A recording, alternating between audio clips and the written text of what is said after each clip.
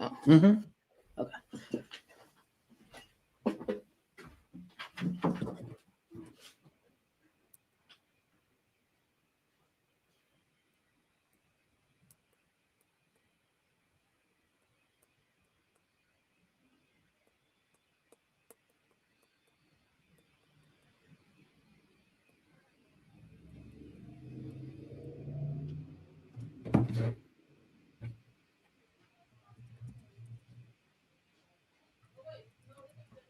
What?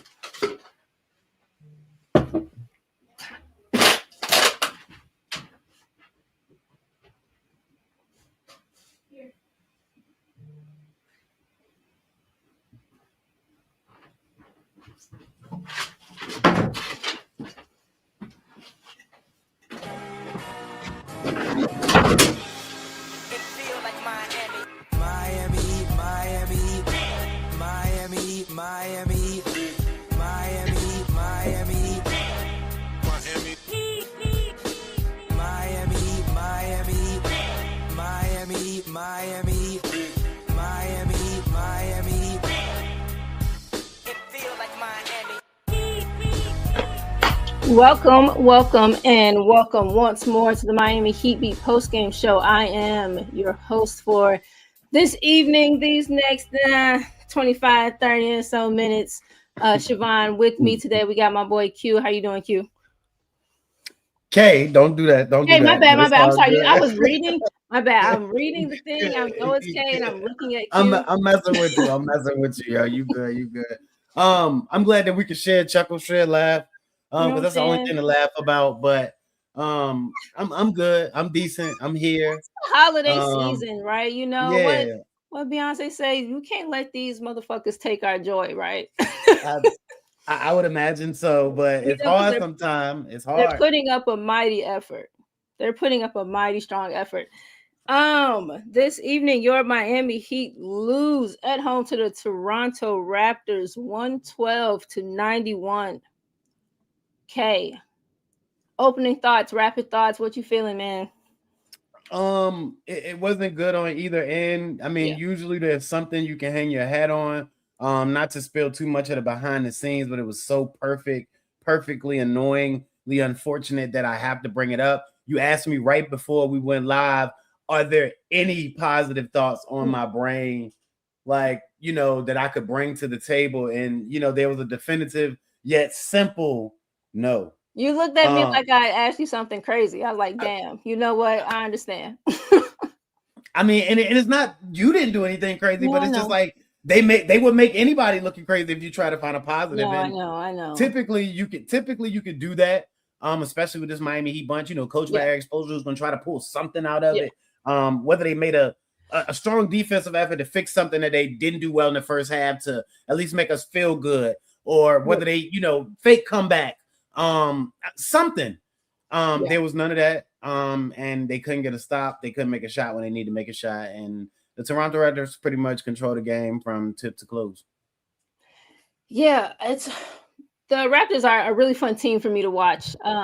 They've been trying to, I feel like for seasons now, perfect this team of like perfect wings.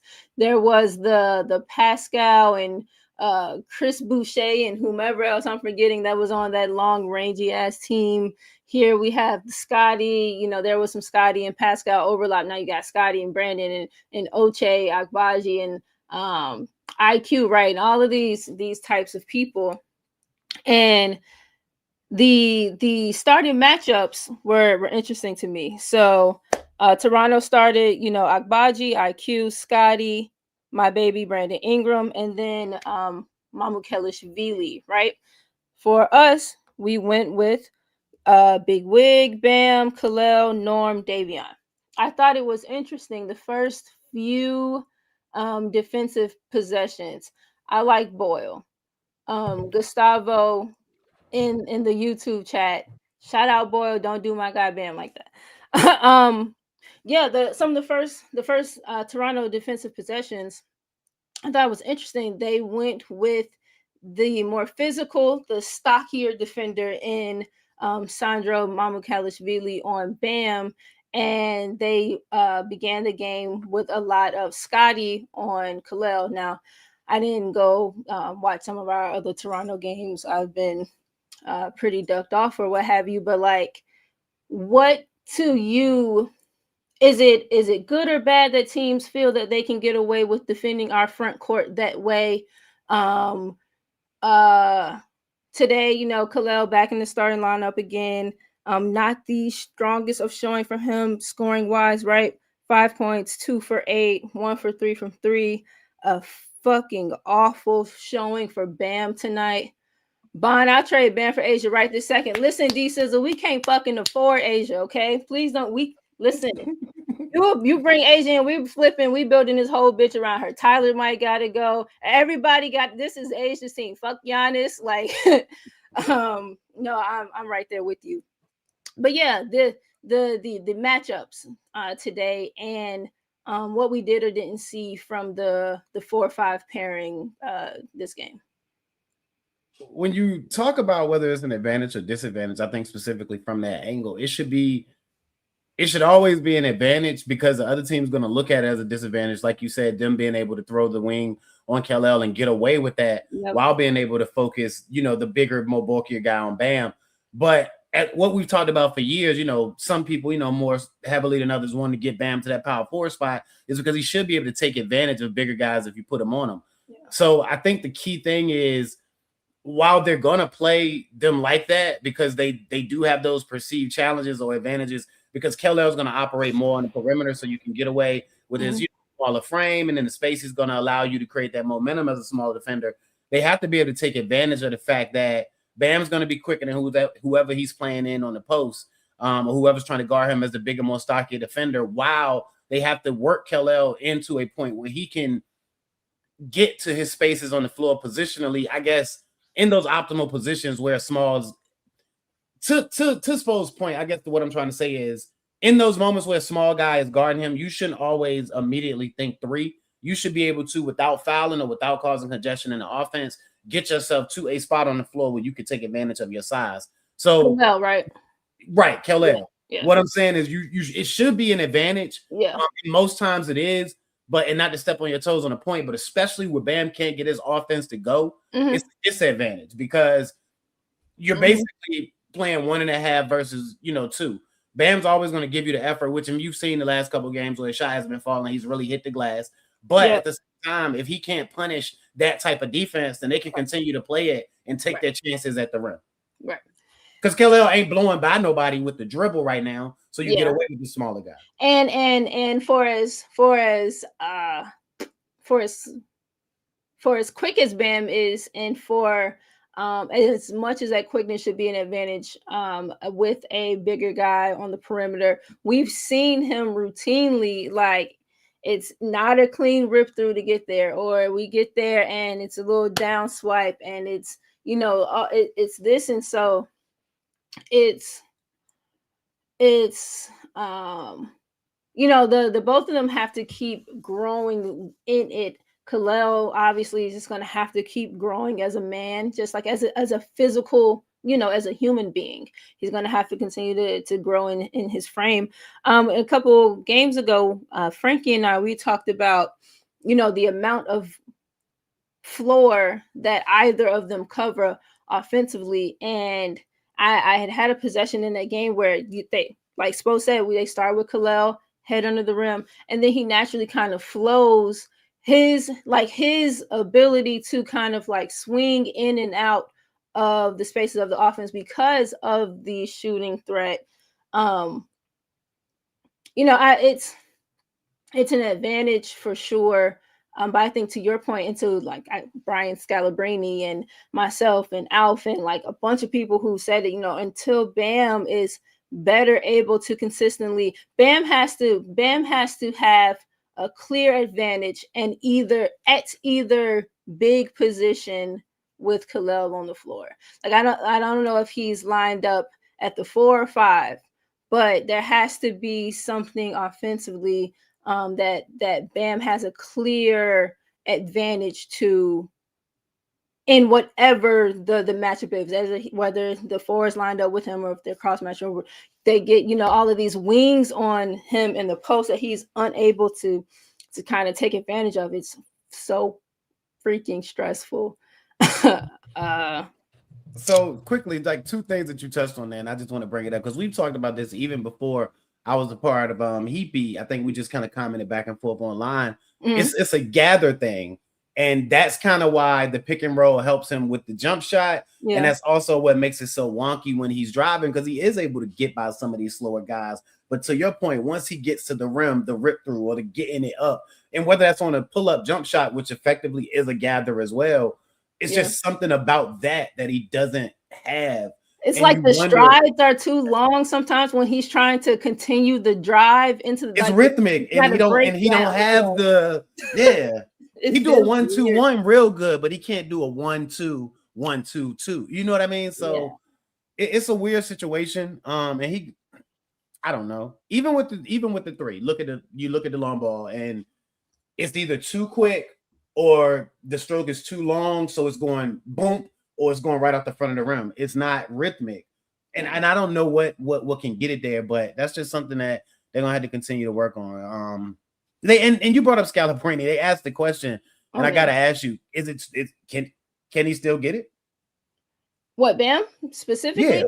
Yeah, man, I think so. Like, it's why he. I do too. He frustrates me so much because I'm like, is it spacing? And I was like, okay, when we have good spacing, there still isn't what feels to be a tight enough command on his, like, you don't feel him enough. And it doesn't have to be like him dunking on people.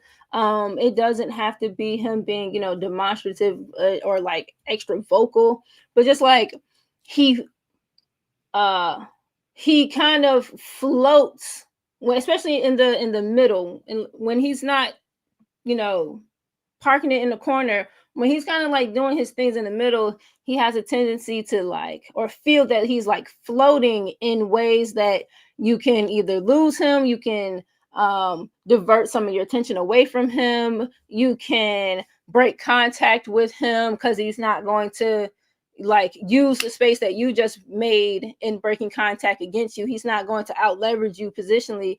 And it just, I don't know. Like I 100% believe that he can. I don't know quite at this moment what it is or like what his emphasis are on things, but I totally think that it's still there. The improvement on the handle is 100% there, and that has to you know, that has to take a jump. But I think it's there still. And lastly, you the way you mentioned it could be philosophy based. Like, what are his keys? And I think to one more point before we moved on, as you mentioned, with Kal'El floating out as Bam continues to try to navigate those spaces that you're talking about in the middle.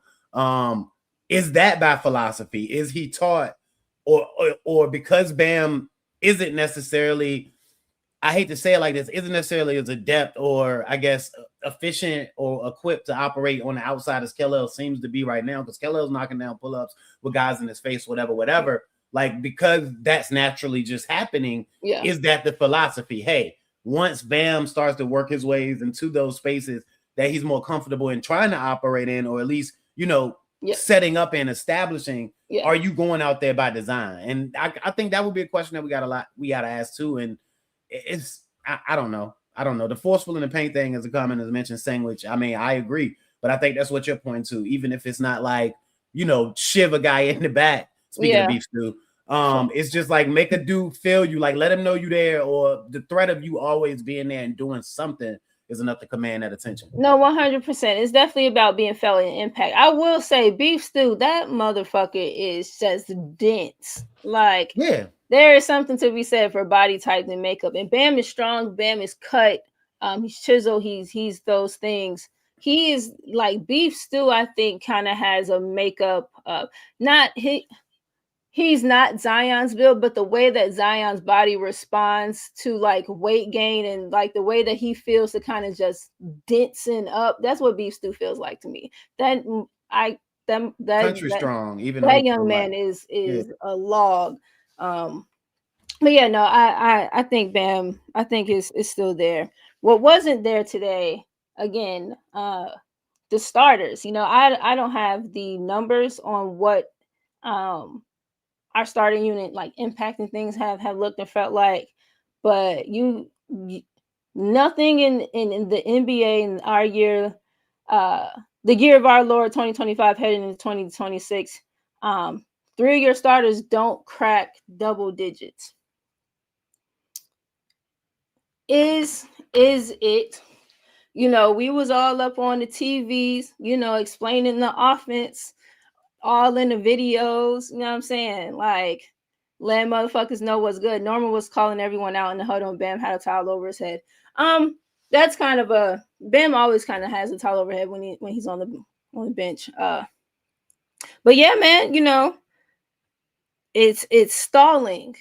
It's stalling. And is it stalling in your opinion because we are just, now incapable of getting to the same spots that we were getting to? Do you think it's stalling in your opinion? Is it because is it teams catching us decelerating, or again, as Beyonce say, is it some, you can be both, me in the middle, dance all night happening?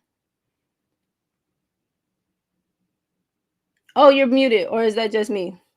Oh, I'm sorry, my mic was Oh, muted. My bad. It's a lot of both, as you mentioned on the last option. For me, and yeah. somebody may see something different. But when you can go out, okay, so if you look at the Knicks game, or if you look at a lot of other games, they've scored points. Mhm. They haven't gotten blown out that often. It's always been about, okay, the other team can get a bucket and you can't in a crucial moment, or they get a bucket and get a stop and you get a bucket, but you can't get the stop. I mean, they're able to score. They've still maintained their position as the highest scoring first quarter team in the league, I'm assuming. I have Um, thoughts about that too. Go ahead. okay. So I mean, they're getting it done from the point of being able to put the ball in the hole themselves when they need to. They just can't get crucial Miami Heat stops typically, that we've seen with past teams. Now, what the explanation to that may be, who knows? I mean, that's something that is going to have to be more deeply explored. Now, I'd like to hear your thoughts on the first quarter scoring. Well, okay, so I think some of the first quarter scoring things, and I've kind of felt this for a little while. In Lou, Alf calls like all of their things gimmicky, and I don't think of it necessarily as gimmicky, but I understand 100% the energy, and the space that he's coming from with it. I think a lot of the first quarter stuff, and I've thought this again, kind of like in times past, is you ever seen that video of like it's a cashier who is like just moving his body real fast, but like really isn't actually scanning shit no faster, like isn't actually moving or being any Right, more. I feel right. like a lot of the first quarter stuff sometimes is us kind of just like coming out the gate. Maybe you're not settled or whatever, and we're just knocking motherfuckers in the mouth just off of the initial adrenaline and the openness of kind of the initial lanes and things. But as soon as things settle down, as soon as teams are able to like settle into their bodies and get into the nits and the grits of it, so much for our stymies. So much kind of just feels that it or at least too easily um, it feels too easily influenced by good defense, and not necessarily complicated defense, but just good hard nose lining you up, sliding, playing with my chest, playing with my shoulders, having a base. The type of defense that we aspire to play on a consistent basis from the perimeter. Um, Damn, I had a button. I was reading the comment. I had a button for that. But yeah, first quarter scoring. Yeah, I think a lot of it is kind of catching motherfuckers off guard, and then once shit settle in, it's like, oh.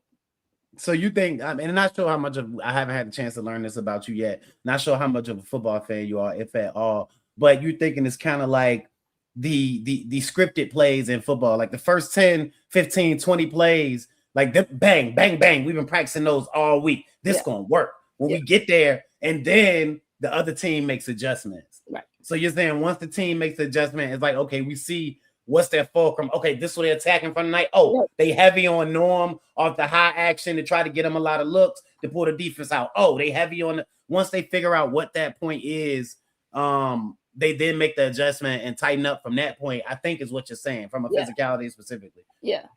Yep. And it becomes so jarring. It has such an effect.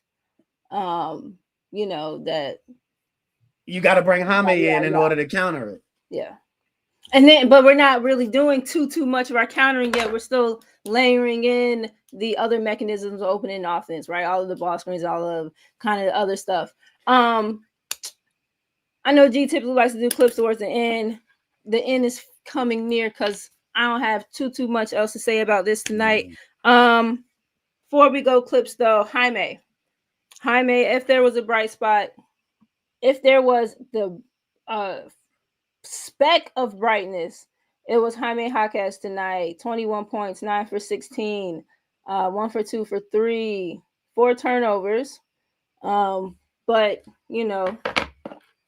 his usage took a spike there in the second half. So, what do I really care about his turnovers, I guess.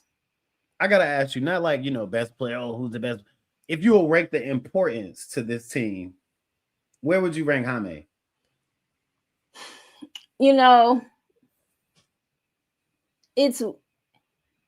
I would rank him top 4. That's fair. I think I would rank him top 4. I think I have Bam, Norm, Kal'El, Jaime. That's probably right. I agree. And then the order is oh no, I think that's the order actually. Bam, Norm, Kal'El, Jaime from you. Yeah. Yep. Why you ask? Because it makes you think like,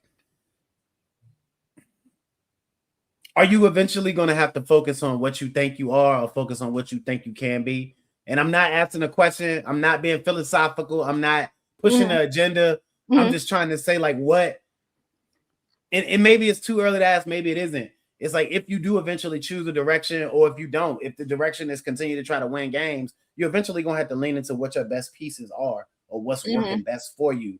And I just want to know where Jaime fits in that equation, because it would seem that he's a piece that you can't have without if you plan on trying to still make this thing something positive. That's all. Yeah, and I slot him so high for his ability to steady things.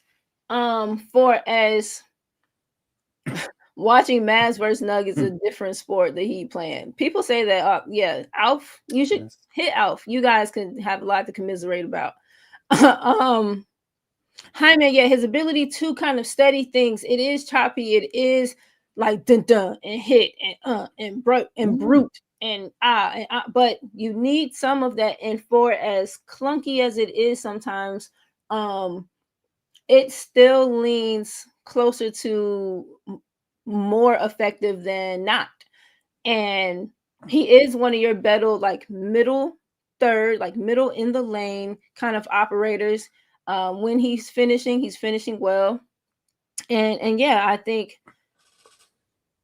I think he does enough well right now that he should be leaning into to help them. And if the focus is, youth and play and experience and maybe not competitive or whatever, then you get to him growing into himself. But he does still have a base that he needs to continue to shore up before we're even playing with those other things, even on a non-competitive team from you. I guess I'm looking at it like this. He probably would be one of the most valuable. I just don't know where the team is going to decide to go. And if you're trying to get better, aren't you? Is he one? My ultimate question is he one of the guys that you're holding on to or not? Has he shown you enough there so far? I I think so, but I don't think that you let him hold you up from improvement. Okay. That's what I was asking, because he's getting to that point too where you make a decision. Yeah. If there's anything going to be anything seismic happening, then he's going to be included in the conversation. I mean, because he doesn't stop that show for me. Facts. I mean, it's just we had to talk about a positive. Yeah. I don't know. I tried to find something. No, I'm with you. Let's look at some of what was happening tonight. Omar, cue these up for me. I got 5, but they're not too long. A lot of it is Toronto defense. What is this first? Oh, okay. So we've been talking about, all season kind of how they have operated in the post and how they have kind of shifted things as like post things are happening. This is really well defended from Toronto. We're going to get this post entry here. Bottom person comes, brings the double. These 3 zoned up, guarding these 4. They're long, they're wide. Everyone is tilted in a way that makes sense for where they are on the floor and what they're defending. Bam, this is a great cut. That cut kind of defines the right portion of this opening. This is the left portion. Andrew sees this. The overlap is where Norm is. Good pass, good shot. And, this has been, they've gotten some stuff out of this, or out of post entry in this way this season. But they've also had a lot of things be, I think, bogged down by the effectiveness of that baseline rotator.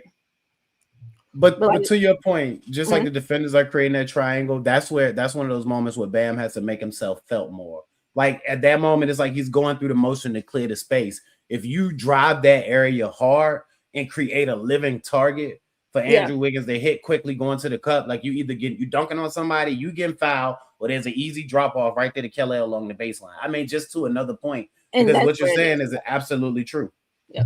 Yep, that's what I think I prefer. If he gets in there, if he gets in that triangle, I like the Kal'El dump off, because Sandro Mamukelashvili, he ain't, he's not a small dude, and it's lengthy in there. You can go to the next one, Omar. I love the way you've been like just seamlessly pronouncing this dude's name. I have been trying to get this man's name right for a while. So you got it. I'm weak. Last episode, G and I were talking about kind of the way that they've been, again, using the corners, and I helped him discover the gray area on the floor. And Davion is kind of like right in the gray area right now. Gray area is the space like above the corner, but below, just above the break. So like right at kind of the break. It's called that way because it's like a blind spot for high up wing defenders and corner defenders. It creates kind of some miscommunication there. Will you be covering the Heat or Hawks playing legacy game this year? I'm screaming. Maybe not. Oh, this is what I was talking. Okay, so this is about the effectiveness of Toronto's defense. So we're mixing in some pin downs back in, right? So Norm is cutting through. He's going to take his defender.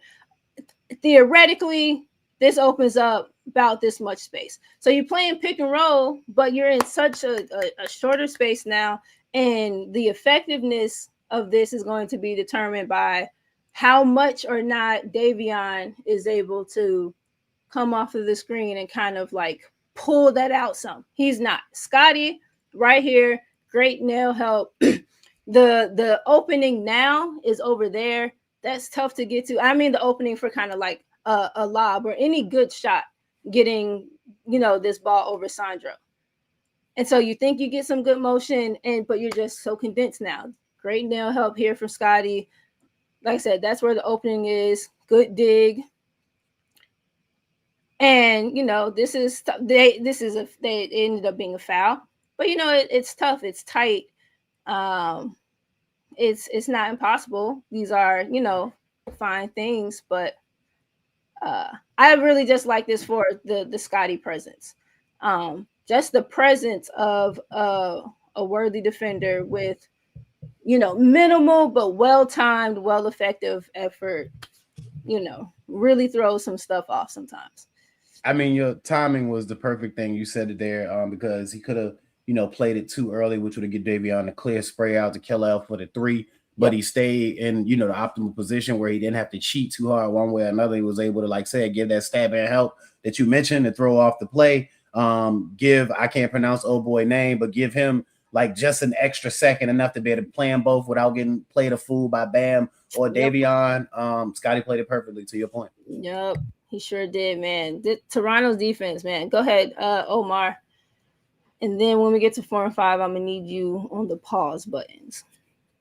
Okay, so what I was kind of talking about earlier, Toronto played just straight up like orbit, like eclipse type defense today. The Toronto defenders, their Miami coverages, and everything's a straight line. The lines move, but there's no gap. Like there's whoever down here guarding Andrew isn't cheating up kind of to like the elbow to offer some support to whomever this is on Davion's island Davion trying to take them for a dance. You do get the Scotty dig over there, but that's that kind of just makes sense to do. Oh, you bring the shit to me, I'm gonna put my hand in it. But and then steals. I just was impressed with the level of physicality that Toronto was able to bring today. Go ahead, Omar, give me 4 and then give me 5, and then we can come out of that.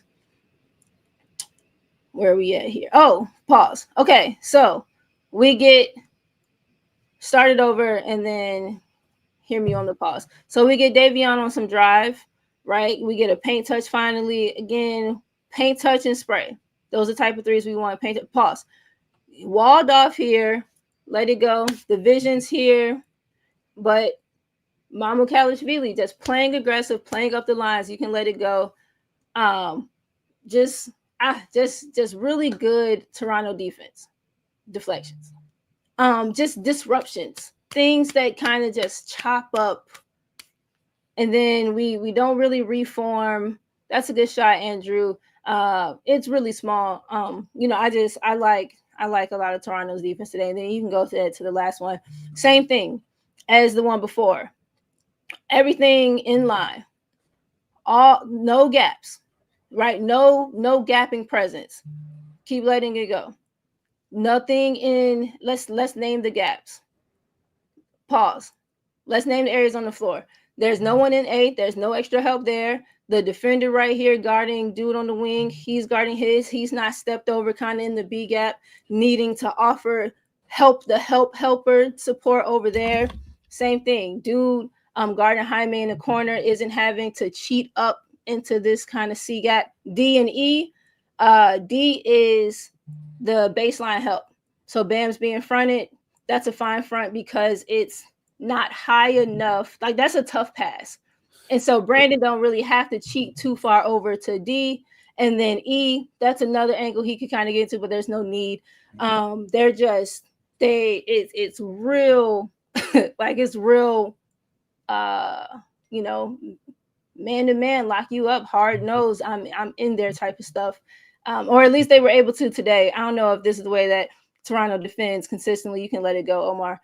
But today they were able to really kind of just like dudes were, and then a timed double. But dudes defensively were winning their matchups. I was about to mention that you called out the time double. Was it because they did this like the basic debate? Like when you think about defensive principles, back to Scotty just sticking his hand in to try to disrupt Davion's time and all the like just doing that basic defensive stuff with purpose, with effort, with aggression, with timing, like that can, be a positive substitute for scheming activity. So like you said, they just decided today what they were going to do was be tougher than the Miami Heat, stay in front of them on the straight line drives to prevent the easy baskets and make the spray outs tough and just play hard-nosed, fundamental defense. Honestly, when you think about when people say hard-nosed, tough, fundamental defense, I think that's what they mean because everything that you pointed to have been talking about is just basic stuff. They just did it at an elevated aggressive and level. right, and it sounds so like duh, like yeah, play physical, right? Like yeah, get your body and like yeah, like, but no, that shit is hard and it's a commitment. And everybody got to buy in, because if yep. one person don't buy in, it all fall apart. Yeah, 1 weak spot in the system, yeah, kind of makes the whole thing vulnerable. Yeah, to your point about you know, essentially kind of layering, like the way that you can kind of layer an offense together, you can kind of layer a defensive composite together also. So yeah, maybe we are just one-on-one, we're nutting up on drives, no help, no dig, you know, stay with yours, and then ball gets into the post, and then the back turns, and then we bring a double. And so you kind of just add all these things together, and then it's the same thing, like it's a cadence thing, disruption thing. And so yeah, like in lieu of, hey, on every third pass we're going to double, that's a scheming thing, right? On every fifth pass we're going to double. Sometimes it is just a good defender knowing their angles, knowing their lines, and playing it kind of off the cuff. I would even say to like some of the tip balls that they got their hands on, like there's no way they could have saw those things passing. It's just in what they were doing defensively, in that rhythm. It's like, yo, I got to get my hands out here because it's probably coming out. Tip ball going the other way. So I mean, that's just another point that you brought up. If you playing in your rhythm and like on that string, it's just gonna happen if you continue to do it. We're talking defensively, quietly, like one of the defensive fundamentals is to be big at all times. Right. Like I'm playing with so I don't have to waste time trying to get my arm up to get these passes. I'm already here. I'm already in the lanes. So I really, really value good defensive teams. I like what Toronto did today. I would have rathered Miami do pretty much anything other than what they did today. But last game before Christmas, again, you won't break my soul. Not mine. Me neither. Not K's. So I hope you all go home and have yourselves thank you. See, super producer. Shout out Omar. Yeah, do you work on the shot? Let's go ahead and throw that in there. Everyone's favorite new segment. Do you work on that? What kind of shot is that? No. Oh my goodness, Valentine! No. Whoa. Have you ever shot that shot? Looking for Steph. Now Draymond's got it. What did he do that for? Draymond. Do you work on that shot? Yeah. Oh. When? It's Cody Martin. You gotta hit it. Oh. Step back, one-legged. What is he doing? What kind of shot is that?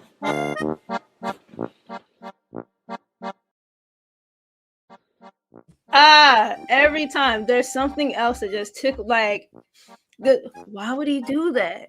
Great intro. I mean, Patrick Ewing, his boy, the struggle. Like, man. He mean that though. He mean it. Step back, one-legged.